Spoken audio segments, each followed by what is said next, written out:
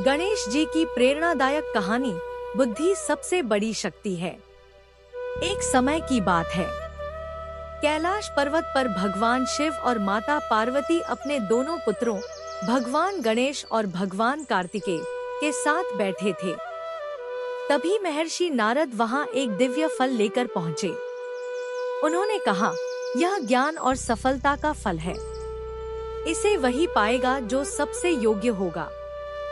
भगवान शिव ने दोनों पुत्रों की परीक्षा लेने का निश्चय किया। उन्होंने कहा, जो सबसे पहले पूरे ब्रह्मांड की परिक्रमा करके वापस आएगा, वही इस दिव्य फल का अधिकारी होगा। यह सुनते ही भगवान कार्तिकेय अपने तेज वाहन मोर पर बैठकर तुरंत निकल पड़े। उन्हें विश्वास था कि वे सबसे पहले लौट आएंगे। लेकिन भगवान गणेश का वाहन एक छोटा सा मूषक था।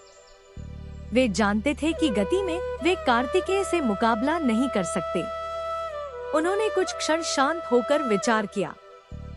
फिर गणेश जी उठे, अपने माता पिता भगवान शिव और माता पार्वती के सामने हाथ जोड़कर उनकी 3 बार परिक्रमा की और विनम्रता से बोले, मेरे लिए मेरे माता पिता ही पूरा संसार है।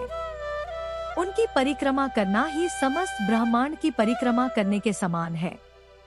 भगवान शिव और माता पार्वती मुस्कुरा उठे।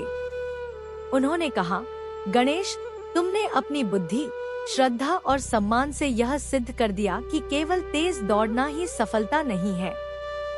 सही सोच और सही निर्णय ही मनुष्य को महान बनाते हैं। कुछ समय बाद भगवान कार्तिकेय भी पूरी पृथ्वी की परिक्रमा करके लौट आए। जब उन्हें सच्चाई पता चली तो उन्होंने भी गणेश जी की बुद्धिमानी की प्रशंसा की।